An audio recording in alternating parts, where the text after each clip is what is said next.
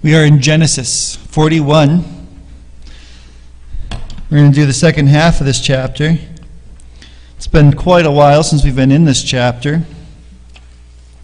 If you remember, if you were here, the last time we were in this chapter, I had some amazing drawings on the board that that would rival, Picasso and Michelangelo. No, all right. So Genesis 41. Without diving into politics, if you were suddenly made the vice president, what would you do? If you were suddenly the second in command to the most powerful person in the world, even with the checks and balances of government, what would you want to see happen? Well, first of all, I think I'd seek God's wisdom. Seek God's wisdom? That's the point I'm about to make. That's good. See? I don't even prepare him for that. Yeah, seek God's wisdom.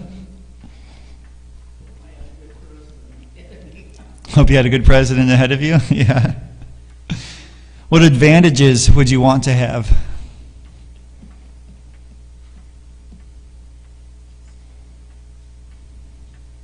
What advantages would you want to have? Probably a security detail at least, right? How about disadvantages? What disadvantages would you imagine having? Lots of enemies? Yeah. I mean, I think this would be a loaded question, right? And that's what we're going to see with Joseph here in a second. At least I'd hope that this would be a loaded question. I'm sure that most of us have a set of ideals that we would want to see happen, here in America. I'd hope that we'd want to make decisions in line with our beliefs that come out of the Bible, and I think we'd want to start something, if we'd want to start something new, we'd want to start that in line with the Bible as well. At the same time, we would bear the weight of the responsibility of 330 million or so people in America. And really, because we're a superpower in the world, our decisions, our words, our actions will affect the close to 8 billion people in the world. And some estimates even put it over 8 billion people. So taking on this position is to shoulder the scrutiny of billions of people. The media waiting for a scandal, opponents waiting to pounce on even the slightest stumble, and it comes with side dishes of anxiety, stress, and second-guessing ourselves, I'm sure, at every turn. I would love to be a fly on the wall when the president and vice president sit down for their first briefing on all the top secret things that are going on in the world that we have no clue about, just to see their look on their faces as they just realize what quote-unquote is actually going on in the world. But I think on the other hand, though, we have an amazing opportunity to see things hopefully accomplished. I mean, think of what we could accomplish for truth and justice and the American way, or at least as Superman would say. I'm sure we'd all realize that if we were called to that position, as Dennis said, there'd be no way we could take a single step without seeking guidance from God. And we should realize that the only step worth taking would be in line with what God says in the Bible. And that's going to pertain exactly to what Joseph is going to be going through here. He's going to become second in command like that to the most powerful person in the world at the time. Maybe it was a good time just to pray for our leaders. We haven't done that in a little while. Let's take a second and just pray for our nation's leaders. Let's pray. Heavenly Father, as we're about to look into your word and just through this question, having thought through, what the responsibilities and burden that the leaders bear in this country. I pray, Lord, just for them right now, for the executive office, for the judicial, for the legislative, Lord, everyone who's just working in government to run this country. I pray that you would give them wisdom and guidance and discernment. I pray that you would help those that aren't following you, that you would help them to turn to you and seek your will. Lord, to put behind them the sins that they've been committing, and that they would humble themselves and follow you. Lord, I pray that for those who are following you, that you would help them to speak more boldly, and that people would listen to their wisdom And Lord, just be with these government officials. Lord, with the burdens that they bear and the responsibilities that they have, I pray that you would just guide them and give them your wisdom. Thank you just for this opportunity, Lord, to seek your will and your guidance for this nation. I pray that you'd work through this nation. You say if your people come before you and humble themselves and turn from their wicked ways, that you will hear them, that you will heal their land. And so I pray, Lord, that for us, that you would just raise up a people in this nation that will turn to you on a daily basis. Pray all these things, Lord, in your name. Amen. All right, so now for my next question, and this is one I'm actually going to answer for you, at least to the best of my knowledge. Has there been a time when you were put in charge of something, maybe a project of some kind, and you had to lead that project through to completion? And the reason I'm going to answer that, I ask it because in my short time here, I already know this to be true for many of you, whether it's farming or trucking, being on a board here at the church like we just went through tonight, leading Awana or other ministries and many other things. I've witnessed many people leading in many different ways. And that's just been in the past, 2.5 years. So I'm sure throughout your lifetime, you've all helped to take charge of something and seen it through to completion. And I could tell you stories of my time, whether it was in the military or when I was an assistant manager for the back of house team was my official title at Perkins, meaning I oversaw all the preppers and cooks and bakers and dishwashers. Or even for my time in ministry, there have been times that I've had to see something through, of course, to completion. There have been many failures. There have been many successes. There hasn't ever been a perfect success because, we're all human. But through it all, God has sustained me, taught me, and helped me to grow. And the reason I bring that question up is because, again, we're going to see this with Joseph. Joseph's life is going to completely change in this passage for, the third or fourth time now in his short 3 decades of life. He's going to go from slave to Pharaoh's right-hand man. He's going to go from a medium fish in a small pond to a big fish in a big pond. And the only thing that sets him apart from everyone else is God. So we're going to see how and why in a second. Let's read starting in verse 37. And just to give you a little context, Pharaoh has had a couple of dreams. No one could interpret it. Joseph was able to interpret it, and he gave him a little plan of what they could do. So, starting in verse 37 of Genesis 41. This proposal pleased Pharaoh and all his servants, and Pharaoh said to his servants, "Can we find a man like this in whom is the Spirit of God?" Then Pharaoh said to Joseph, "Since God has shown you all this, there is none so discerning and wise as you are. You shall be over my house, and all my people shall order themselves as you command. Only as regards the throne will I be greater than you." And Pharaoh said to Joseph, "See, I have set you over all the land of Egypt." Then Pharaoh took his signet ring from his hand and put it on Joseph's hand, and clothed him in garments of fine linen, and put a gold chain about his neck. And he made him ride in his second chariot, and they called out before him, "Bow the knee." Thus he set him over all the land of Egypt.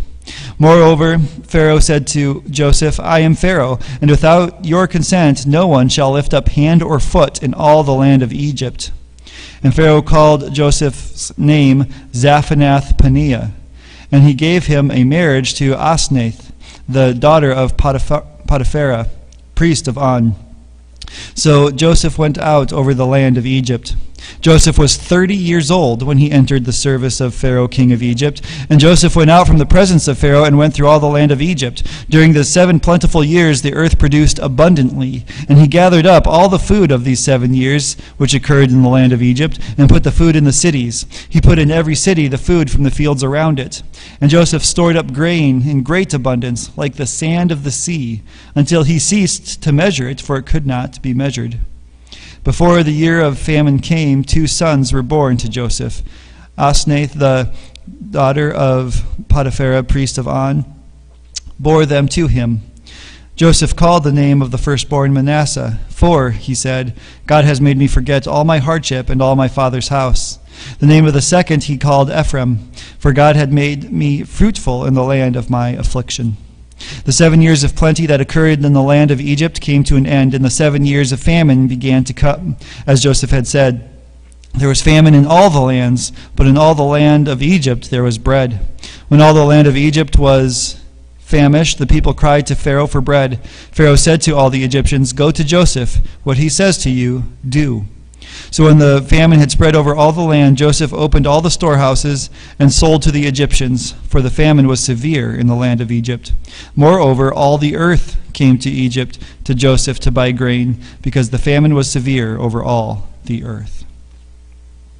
All right. I'm just going to do a quick little recap of what we covered at the first half of this chapter to help us remember it all. 2 years had passed since Joseph interpreted the dreams for the cupbearer and the baker. So between that and when Pharaoh had 2 dreams as well.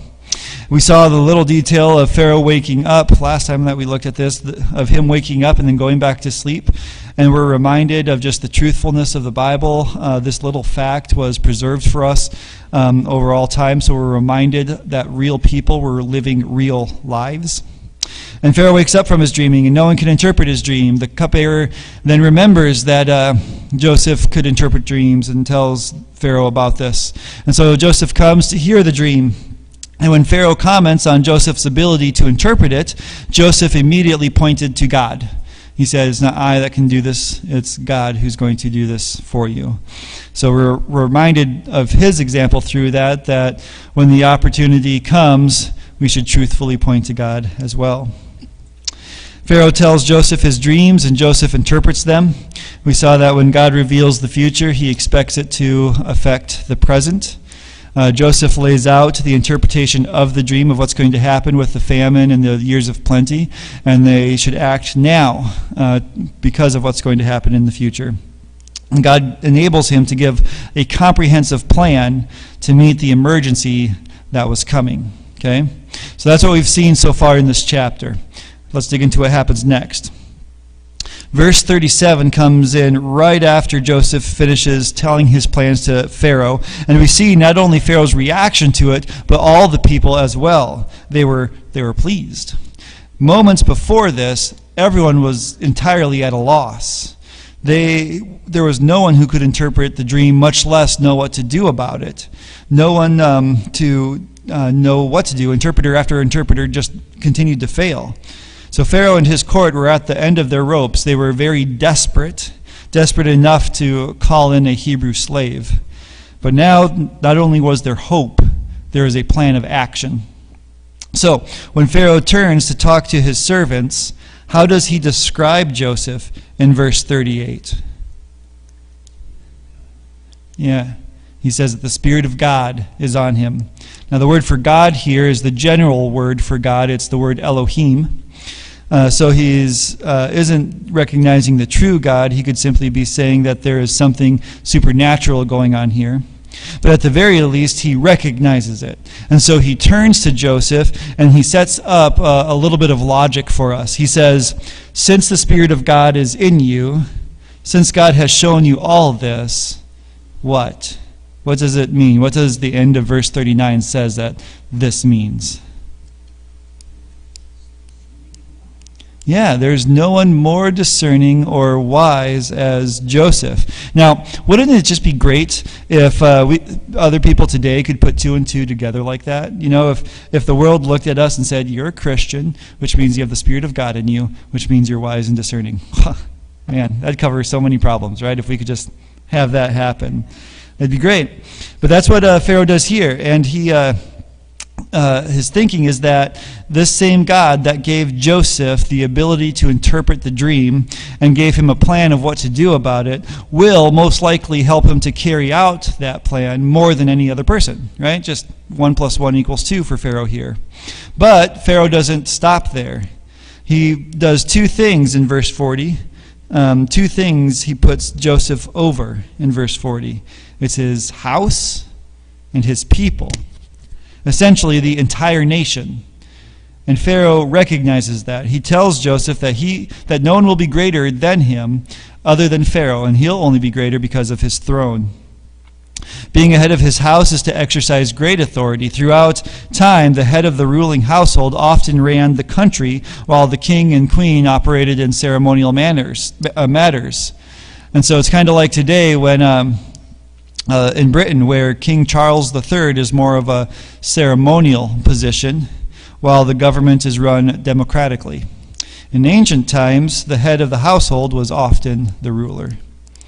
So being in charge of the people is reiterating Joseph's authority as head of the household. The literal Hebrew here is, they shall hang upon or cling to your mouth, is what the Hebrew says.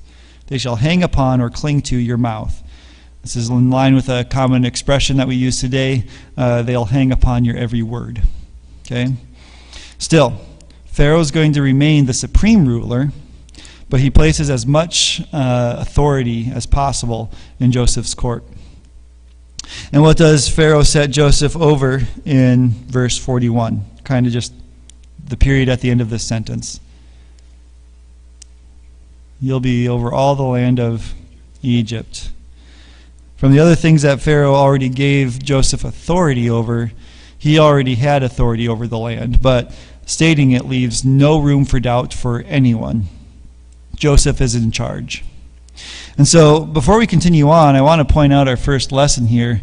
God is faithful. See, right at the start of this passage, we see God's faithfulness on display as Joseph's life is changed once again.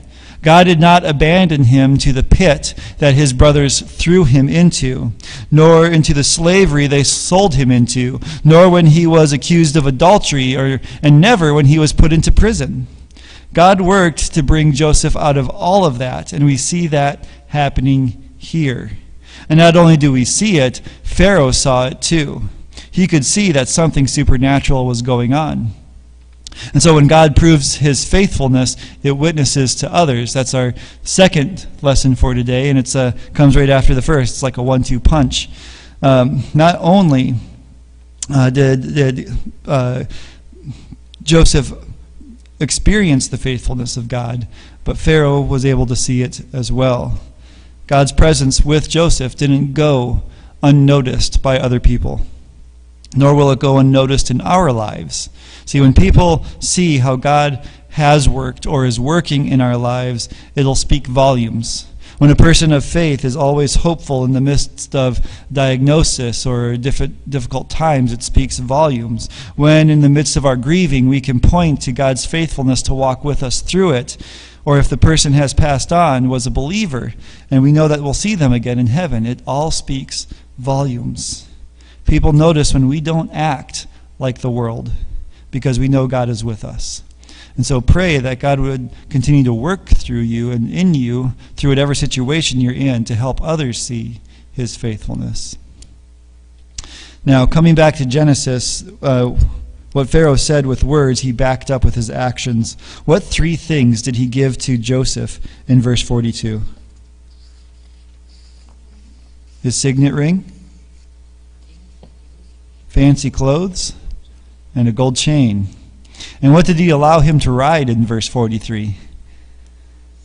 The second chariot. All right. So let's go through a couple of these things here. The signet ring is a very important thing in ancient times. It was basically the signature of the ruling person. It invested authority. Whoever had this ring could make official, authoritative decisions.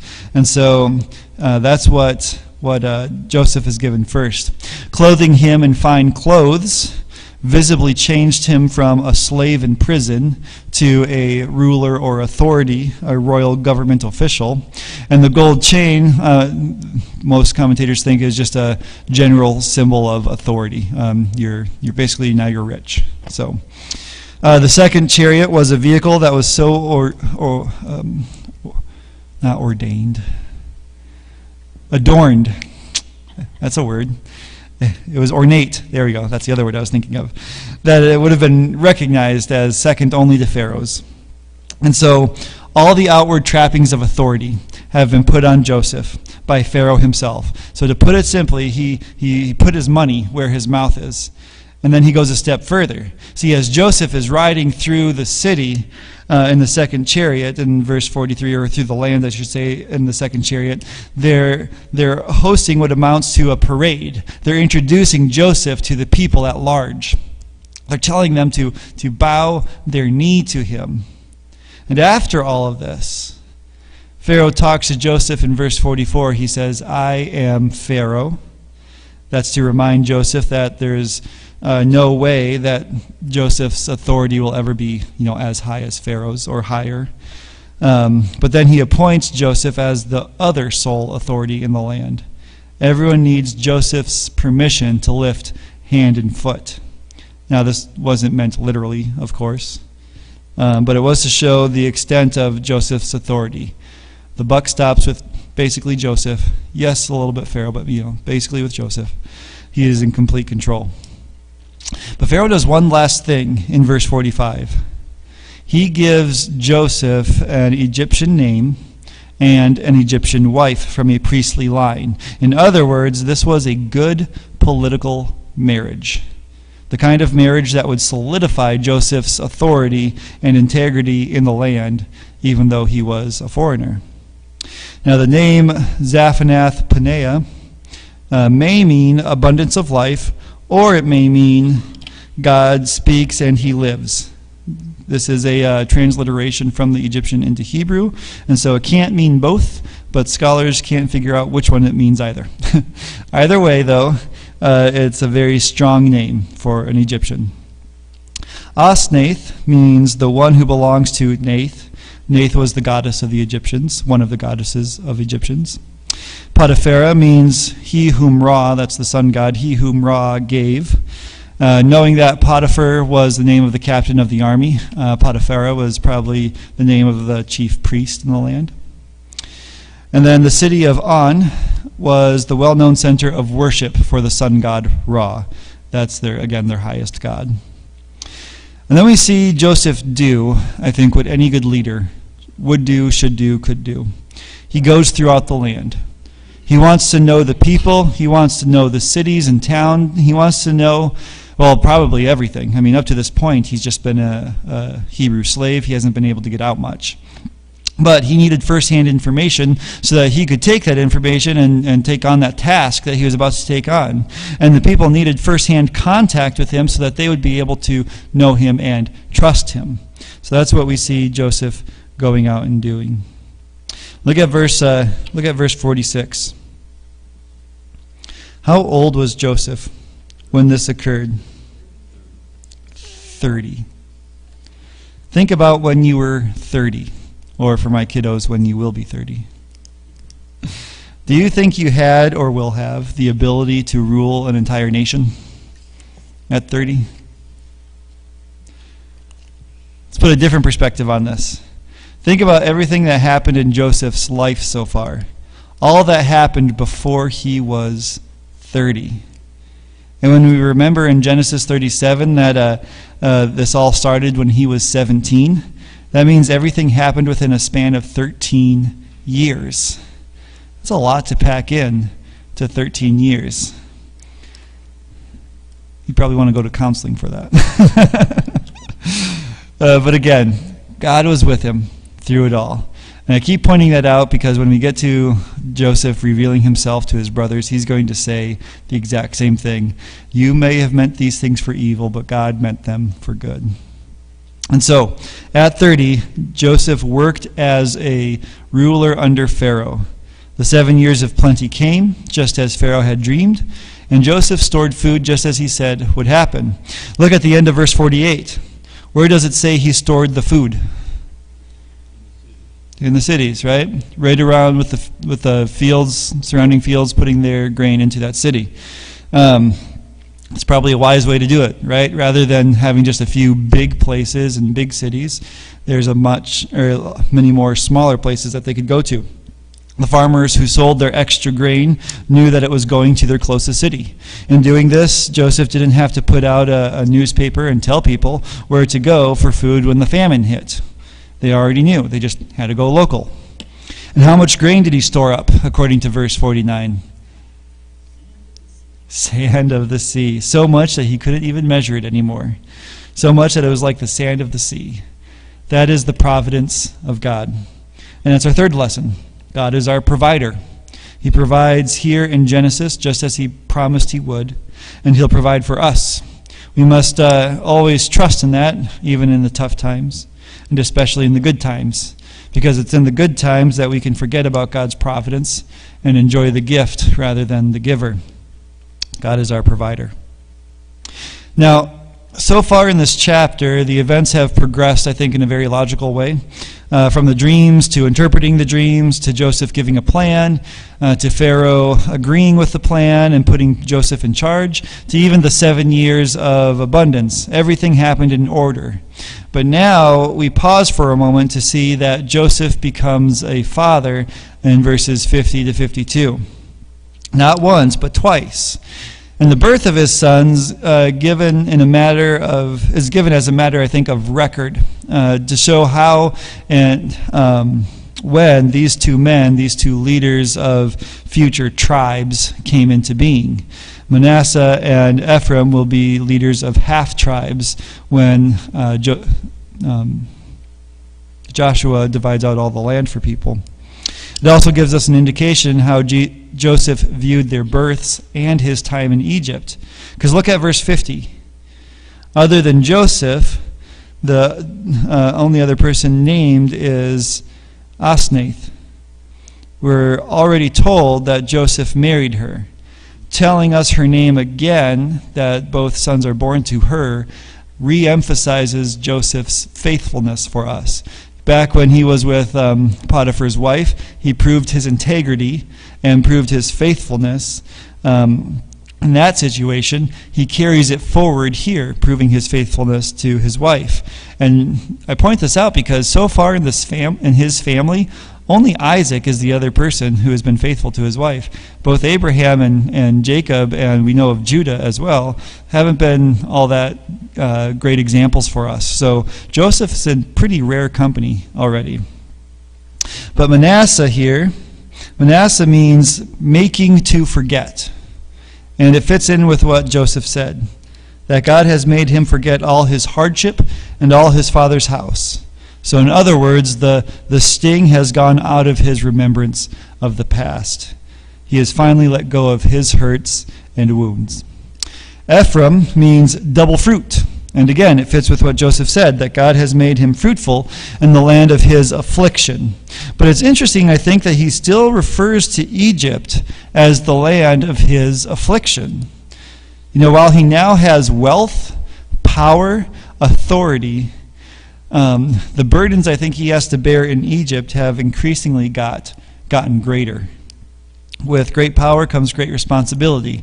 He may be a little wearied at this point in his official duties. But yeah, he still seems to consider Egypt as a land of affliction, even though if we were looking at him, he's kind of like the Bill Gates of his reality at the time.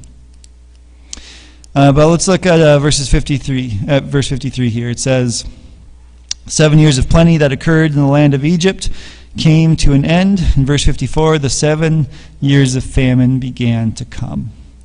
So right after the birth of his sons, Genesis moves back to the flow of events. The years of plenty have ended, and verse 54 says that the famine has begun.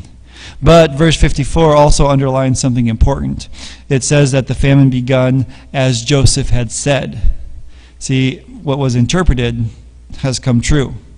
You have to wonder, how many of the Egyptians who maybe didn't like that this Hebrew slave was all of a sudden put into second in command, how many of them were counting down the days ready to point out, ha, you were wrong, and that the famine didn't actually come? Look at all these years of plenty we've had. I mean, you have to think how many people would be looking at those things. People who were jealous of his status maybe, or of his wealth, or of his authority may have been waiting for that to happen. But just as God revealed, and just as Joseph had interpreted, so the famine came, and it came to all the land. And in verse 55, when the people became hungry, what did Pharaoh have him do? Go to Joseph. This is the biblical equivalent to saying, go to your mom, or go to your dad. Pharaoh essentially said, not my circus, not my monkeys, you go to Joseph. And he left it all over to him. And so, Joseph, in verse 56, he opened up all the storehouses. He waited until the need became, an actual need. And we're told in verse 57 that the need was greater than just the land of Egypt. It had spread over all the earth. Now, some scholars have found evidence of this in other ancient writings of a severe famine that seems to connect with this timeline of this occurrence, though nothing definitive has been established. Although when I was researching this, it made me interested. I just couldn't find any information about it. You know how with the flood of Noah, there's always been some kind of pushback that, it couldn't have been a global flood. It must have just been a local flood. Have you heard of that before? Okay, and the Bible says it was a global flood. It was a global flood, but no one ever pushes back here that it was just a local famine, not a global famine. But it's the same type of wording here, that this famine spread over all the earth. Okay, so I wonder why there's not as much pushback here, and more so for Noah. So I tried looking into that, and no one else has cared about it. So there was no information about it. So I'll just have to continue to wonder. Maybe I'll have to study it later. All right. But still, knowing that it spread farther than Egypt sets us up for the following events when Joseph's brothers come seeking food, because the famine has hit their area as well. Yeah, as we look back at Joseph's life so far, we see the work of God to bring him from a low position to an exalted position. We need to avoid the temptation to say that God will always exalt the lowly in the same way that he exalted Joseph. But we should realize that we are never so low that God cannot raise us up. And that's our last lesson for today. We are never so low that God cannot raise us up. God is good and faithful, and he'll see us through the difficult times and through the great times as well. Any other questions or comments or insights into this chapter?